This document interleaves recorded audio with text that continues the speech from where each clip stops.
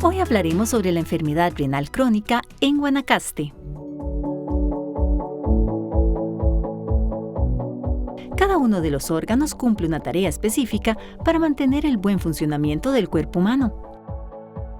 Por ejemplo, los riñones son los órganos encargados de filtrar la sangre, producir orina y ayudar a mantener el equilibrio químico del cuerpo. Sin embargo, en ocasiones este órgano sufre alguna lesión o problema que altera su funcionamiento y provoca enfermedades renales. A la pérdida lenta y gradual de la función de los riñones se le conoce como enfermedad renal crónica, una situación complicada ya que las personas no perciben ningún síntoma hasta que los riñones casi hayan dejado de trabajar. Para conocer más acerca de esta enfermedad, nos acompaña la doctora Mariela Arias Hidalgo, docente e investigadora de la Escuela de Medicina de la Universidad de Costa Rica.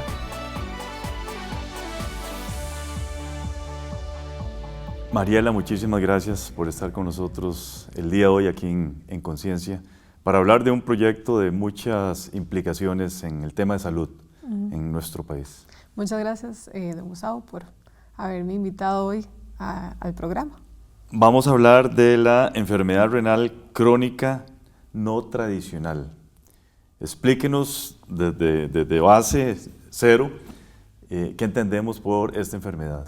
Ok. Los riñones son los órganos encargados de filtrar la sangre. Entonces, la sangre pasa por el riñón, se filtra, a partir de ahí pasa por un sistema de tubitos donde algunas cosas se van a volver a ingresar a la sangre y otras cosas se van a excretar de la sangre y el resultado final es lo que todos conocemos como orina. Entonces, una enfermedad renal crónica es cuando ya el riñón pierde esa capacidad de filtrar adecuadamente la sangre. Y entonces esas toxinas que normalmente desecharíamos en orina empiezan también a acumularse en nuestro organismo. Circulan por el cuerpo. Exactamente. Entonces, la enfermedad renal crónica se llama así porque quiere decir que el riñón está enfermo en un periodo largo de tiempo. Existe enfermedad aguda, que quiere decir que se pierde función renal en un periodo de tiempo muy corto, y la crónica lo que quiere decir es que se mantiene en el tiempo.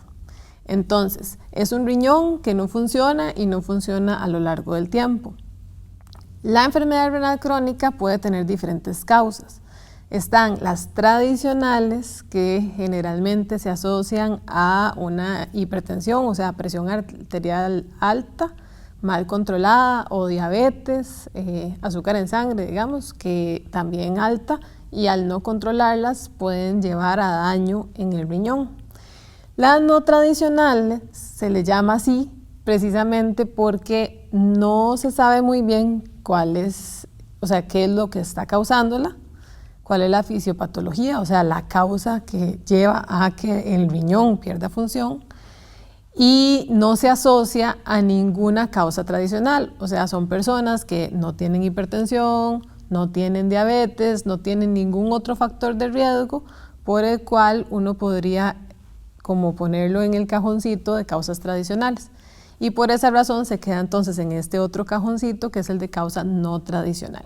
Hablemos un poquito de números. ¿Qué tan frecuente es esta enfermedad en nuestro país? La enfermedad renal crónica en las estadísticas nacionales ha ido en aumento en general como enfermedad renal crónica. La enfermedad renal crónica no tradicional también ha ido en aumento, pero la proporción de casos es menor a la enfermedad renal crónica tradicional.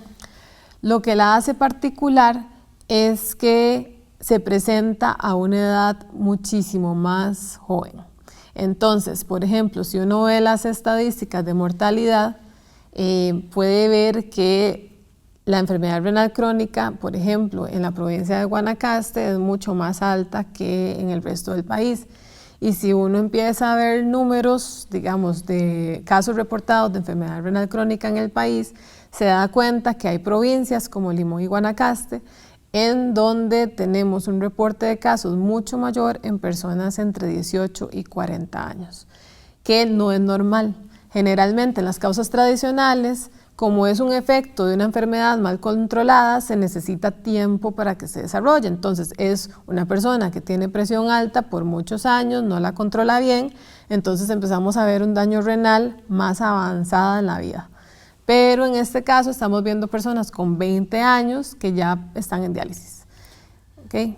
Principalmente asociadas a comunidades agrícolas. La enfermedad renal crónica no tradicional se asocia principalmente a una región, que es la región Chorotega, que sería la provincia de Guanacaste.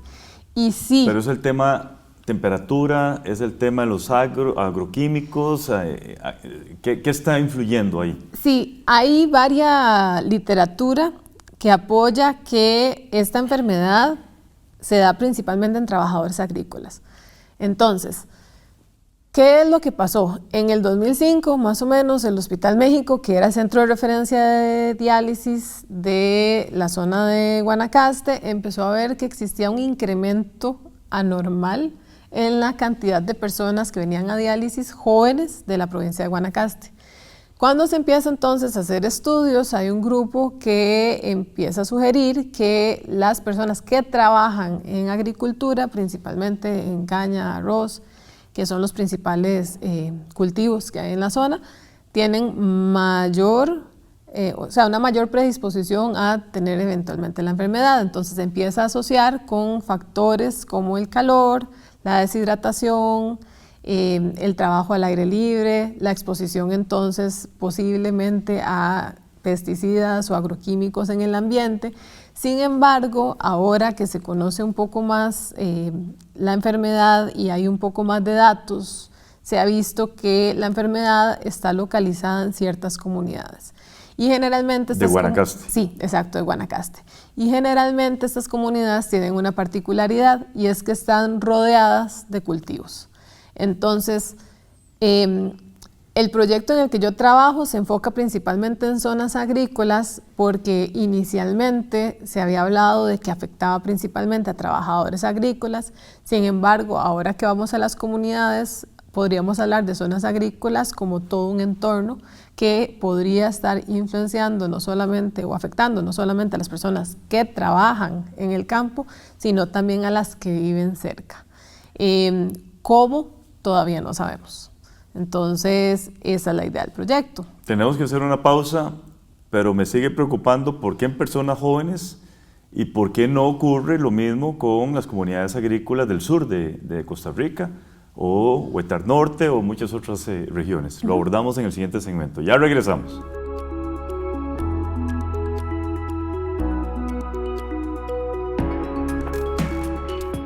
La detección temprana puede ayudar a prevenir que la enfermedad renal se convierta en insuficiencia renal.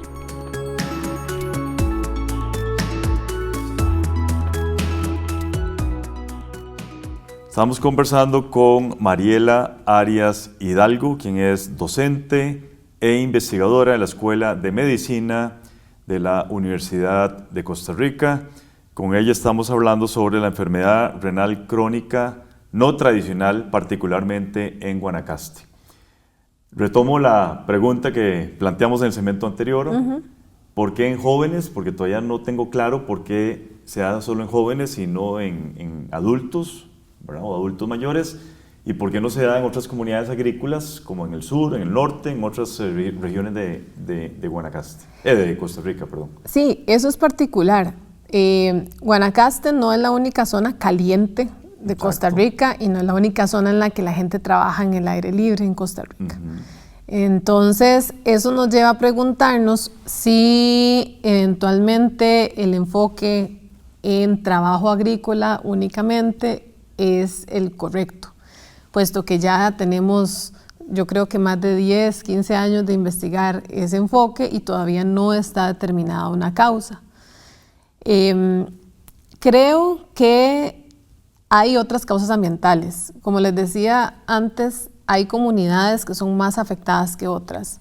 Y si nos vamos al campo, generalmente cuando tenemos un grupo de trabajadores, del 100% de trabajadores, de la totalidad de trabajadores, podemos ver hasta un 15% de afectación.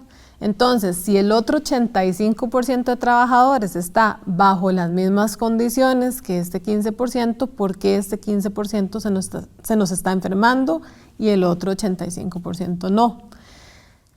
El principal problema es que creo que el enfoque se hizo únicamente a trabajo y no se han analizado todavía otras causas del ambiente general.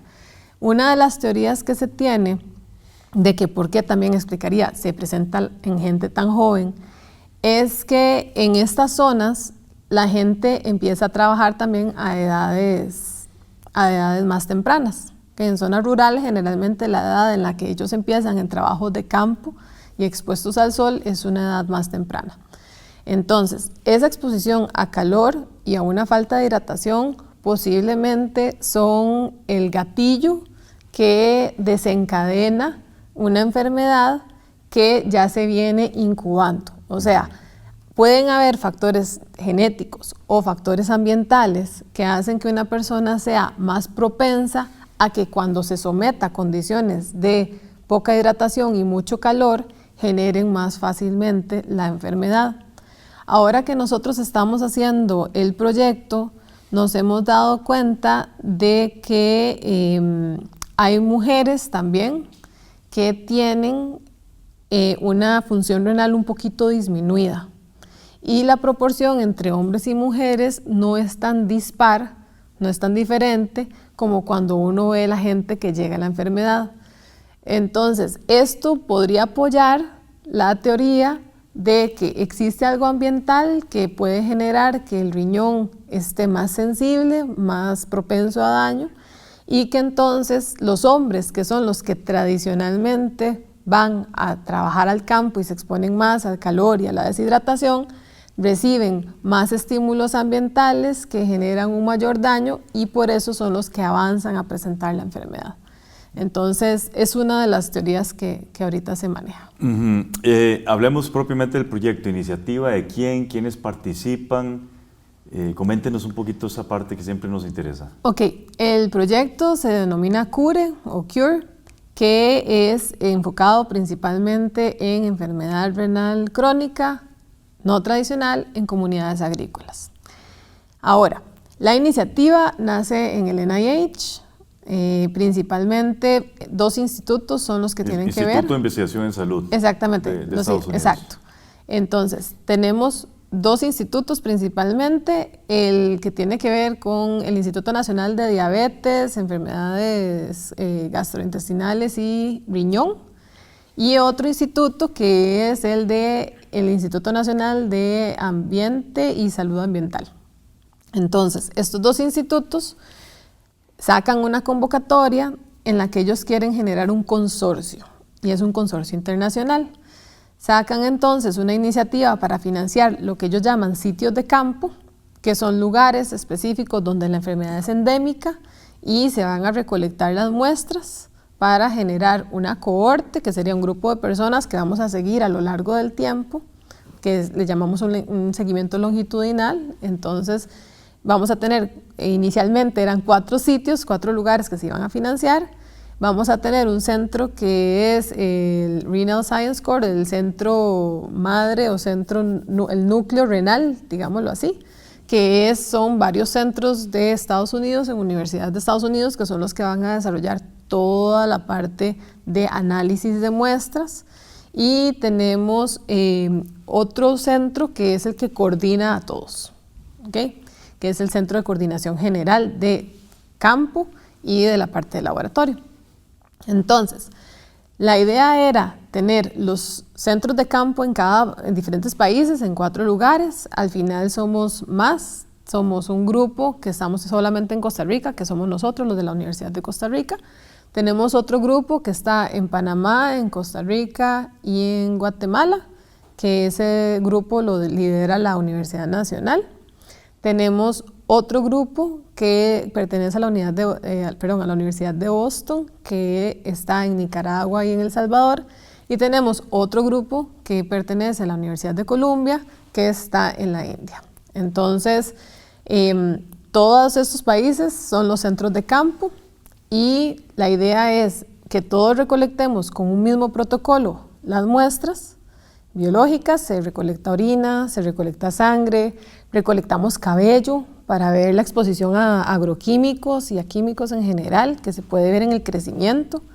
También recolectamos en algunas casas seleccionadas agua, suelo, polvo. Les damos a los participantes una pulserita que al estar en contacto con agroquímicos y químicos del ambiente, esa pulserita las captura. Una semana después ellos se quitan la pulserita, nosotros la guardamos y esas pulseritas completas se pueden poner pedacitos y analizar para la presencia de químicos en el ambiente. Entonces podemos saber a todo lo que estuvo expuesto una persona en una semana. Interesante. ¿Cuántos participantes? La idea inicial eran 480. Es una muy buena muestra. Sí, de momento tenemos 349 participantes ya en la cohorte. ¿Y el estudio comenzó cuándo? El estudio comenzó, bueno, todo el planeamiento empezó desde el 2021. Pero la parte ya de campo, exacto. En octubre del 2023 empezamos los tamizajes. Perfecto, muy bien. Sí. Permíteme hacer una segunda pausa, ya regresamos.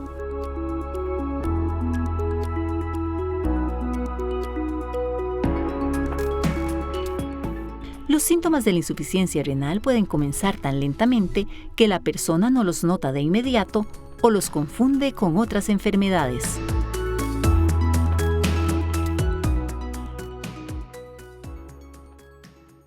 Estamos conversando con Mariela Arias Hidalgo, quien es docente e investigadora de la Escuela de Medicina de la Universidad de Costa Rica sobre la enfermedad renal crónica no tradicional en Guanacaste.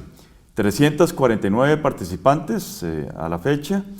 Hablemos del consentimiento informado. Toda esa parte de trabajo de campo, quiénes la realizan, cuántas personas tenemos ahí y propiamente el consentimiento. Ok, nosotros tenemos, bueno, por dicha, tenemos un buen financiamiento gracias al apoyo de estas instituciones en Estados Unidos y el Instituto Fogarty, que se me olvidó mencionarlo en el segmento anterior. Vamos a ver, nosotros tenemos la facilidad de que podemos contratar personal. Entonces nosotros tenemos 3 equipos de campo.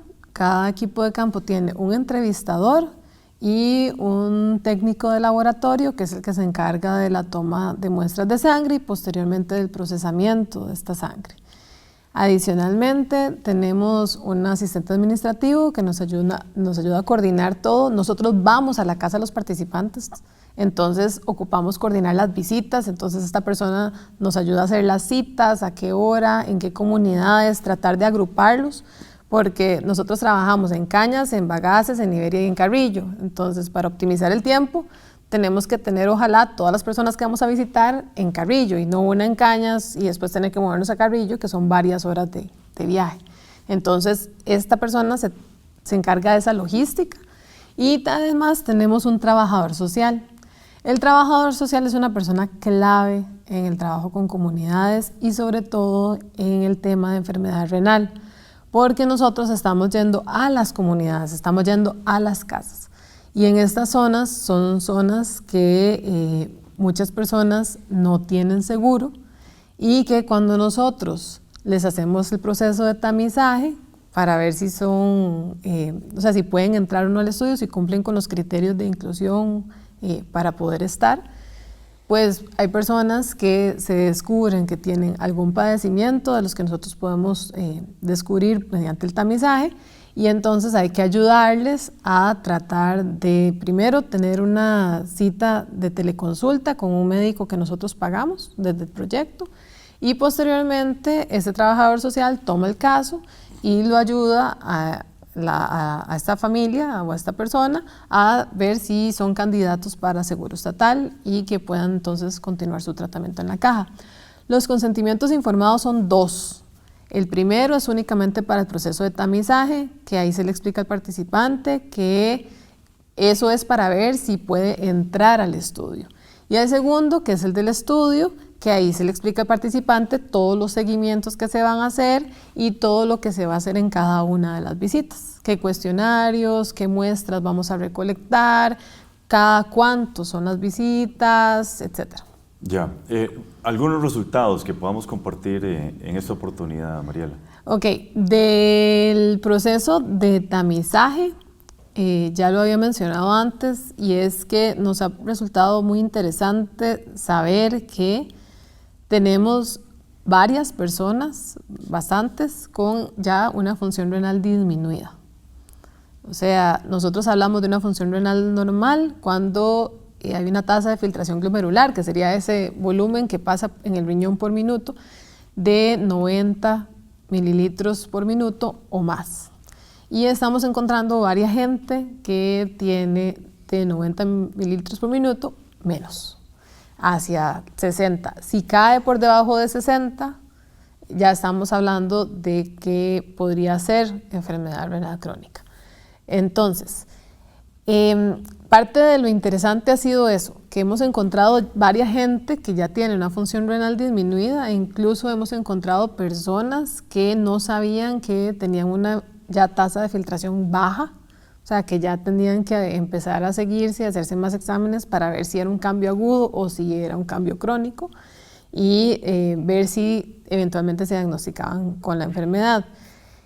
Lo interesante, y era también lo que mencionaba anteriormente, es que hemos encontrado muchas mujeres con tasas de filtración glomerular disminuidas. Y ahí era donde yo decía que podía ser entonces que exista algo ambiental que genere esas tasas de filtración disminuidas en estas comunidades. Mujeres jóvenes también. Mujeres jóvenes, sí. Nuestra población toda es entre 18 y 45 años. Entonces, todo lo que estamos encontrando son entre personas de 18 y 45 años, que son personas jóvenes. ¿Es una condición reversible? ¿Se puede tratar? ¿Se puede corregir? Una vez que ya la persona tiene una enfermedad renal crónica diagnosticada, no es reversible. Lo que se puede hacer es que el nefrólogo dé tratamiento y ese tratamiento evite el progreso. Y parte de ese tratamiento muchas veces en estas comunidades implica que la persona se le solicita o se le indica que no debe trabajar bajo el sol o en condiciones extremas de calor para evitar más daño al riñón. Entonces son personas que una vez diagnosticadas tienen que salir de trabajar, y eso también involucra una problemática social porque son el sustento de sus familias. Entonces realmente es una enfermedad muy dura. Muy dura por hacer en personas jóvenes que normalmente son el sustento de su familia. Llegar y decirle, usted posiblemente tenga enfermedad renal crónica, aquí está su referencia. Tenemos una muy buena relación con la caja a nivel de la regional. Entonces las referencias que nosotros les damos, ellos pueden llevarlas al EVAIS, y en el EVAIS les dan el seguimiento para ver si el cambio es un cambio agudo, o sea que sí es reversible, o si es un cambio crónico, que en caso de que sea crónico, entonces tienen que someterse a tratamiento. Muy rápidamente, nos quedan 30 segundos. ¿Beneficios que reciben las comunidades? Bueno, los beneficios que están recibiendo las comunidades es que a muchas personas se les están haciendo estos tamizajes que permiten detectar no solo enfermedad renal crónica, sino también anemia o diabetes.